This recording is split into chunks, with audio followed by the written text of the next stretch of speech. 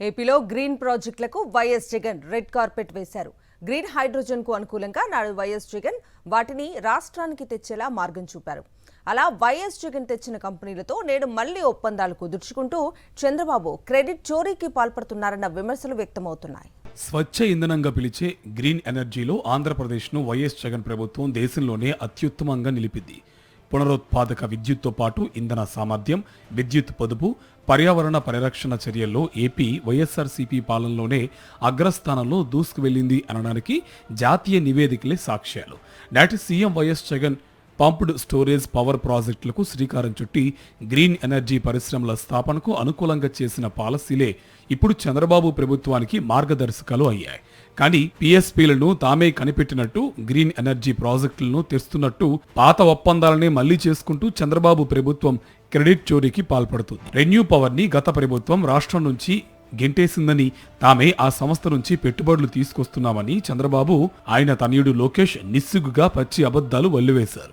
నిజానికి వైఎస్ జగన్ ప్రభుత్వం విశాఖలో జరిగిన గ్లోబల్ ఇన్వెస్ట్మెంట్ సమ్మిట్ లో రెన్యూ పవర్ తో ఒప్పందం కుదుర్చుకుంది. అంతేగాక రెన్యూ సంస్థ ప్రాజెక్టులకు అవసరమైన భూములు విశాఖ, కాకినాడ జిల్లాలో కేటాయించేందుకు కూడా అప్పుడే state investment promotion board SIPB అంగీకారం తెలిపింది. 2023 జూన్ 20న ఒక జీవో, 2024 ఫిబ్రవరి 5న మరో జీవోను వైఎస్ జగన్ ప్రభుత్వం విడుదల చేసింది. కానీ విచిత్రంగా వైఎస్ జగన్ తెచ్చిన అదే రెన్యూ కంపెనీతో వైజాగ్ గ్లోబల్ ఇన్వెస్ట్మెంట్ సమ్మిట్ లో చంద్రబాబు సర్కారు మళ్లీ ఒప్పందం కుదుర్చుకుంది. అదేవిధంగా గ్రీన్ కు చెందిన AM గ్రీన్ ఆధ్వర్యంలో 2023 ఫిబ్రవరి 7న వైఎస్ జగన్ ప్రభుత్వంలోనే ఒప్పందం జరిగింది.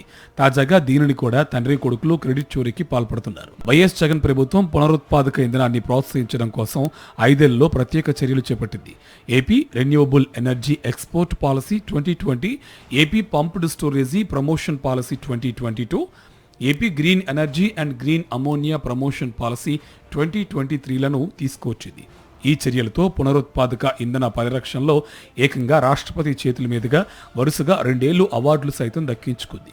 ఏపీ ట్రాన్స్కోకు top state utility for energy and infrastructure award, దేశంలోనే ఉత్తమ టాప్ రెన్యూవబుల్ ఎనర్జీ నోడల్ ఏజెన్సీగా నెడ్క్యాప్కు award, renewable power purchase obligation ను చేర్చుకున్న ఉత్తమ రాష్ట్రంగా మరో అవార్డు రాష్ట్రానికి లభించాయి. అలాగే వైజాగ్ లో జరిగిన గ్లోబల్ ఇన్వెస్టర్స్ సమ్మిట్ లో pumped storage hydro, green hydrogen, biodiesel, compressed biogas ప్రాజెక్టుల 42 ఇంధన అవగాహన ఒప్పందాలను కుదుర్చుకుంది. ఇలా వైఎస్ జగన్ గ్రీన్ ప్రాజెక్టులకు రెడ్ కార్పెట్ వేయగా అదంతా తమ కృషేనంటూ క్రెడిట్ మొత్తాన్ని తండ్రి కొడుకులు కొట్టేసే ప్రయత్నం చేస్తూ ఉండడంపై విమర్శలు వ్యక్తమవుతున్నాయి.